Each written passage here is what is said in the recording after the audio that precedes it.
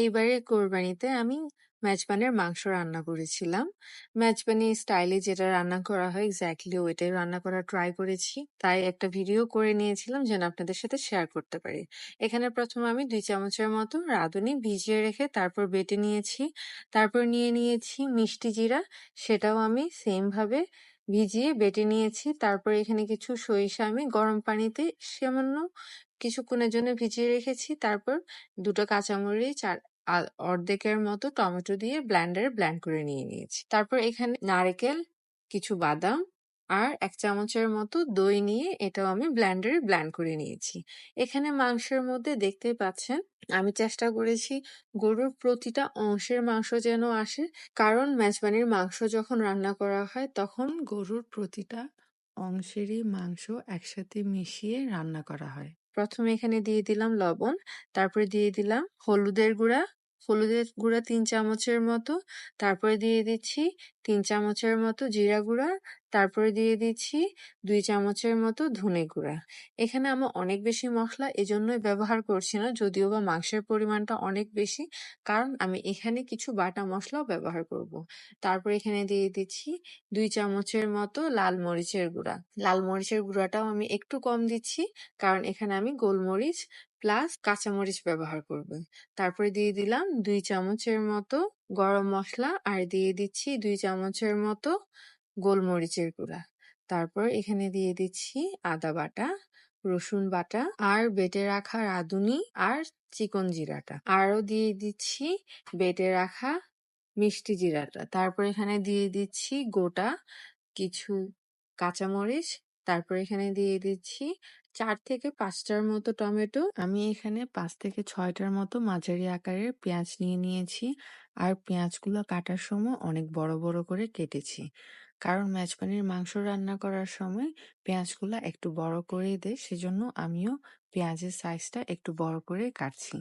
এতে করে মাংস যখন অনেকক্ষণ ধরে সিদ্ধ হবে পেঁয়াজটা একদম গলে গিয়ে মশলাটা অনেক বেশি ঘন করে ফেলবে না। আর এখানে দিয়ে দিচ্ছি বড় চামচের 3 চামচের মতো টক দই। দিয়ে দিচ্ছি 2 টুকরো দারচিনি, 7-8টার মতো লং, 4টার মতো বড় এলাচ, 2 টুকরো স্টার এনিস, 7-8টার মতো সবুজ এলাচ, 4-5টা তেজপাতা।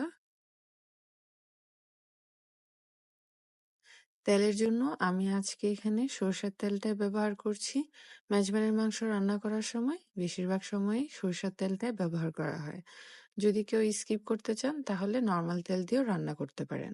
এখন সবগুলো মশলা মাংসের সাথে খুব ভালোভাবে মিশিয়ে নিতে হবে। আমি এখানে পোস্ত বাটাটা দিতে পারিনি, যেহেতু আমাদের এখানে পোস্ত সেল করাটা নিষিদ্ধ আছে, সেজন্য আপনাদের কাছে যদি পোস্ত বাটাটা থেকে থাকে তাহলে অবশ্যই কিছুটা পোস্ত বাটাও ব্যবহার করবেন।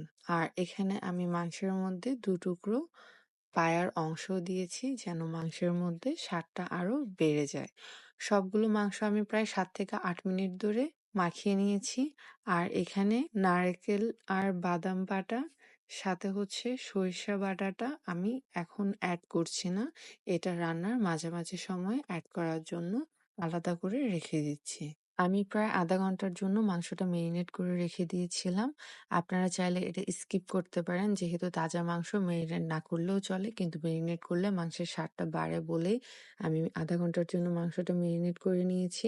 আর প্রথমে যখন আমি মাংস চুলায় দিয়েছিলাম তখন কোনো ধরনের পানি ব্যবহার করিনি। মাংস থেকে আপনা আপনি পানি বের হয়ে আসছে, ওটা দিয়ে আমি রান্না প্রসেসটা চালিয়ে নিয়েছি। প্রায় আধা ঘন্টা পর আমি মাংসতে পানি অ্যাড করেছিলাম, তাও খুবই অল্প পরিমাণে।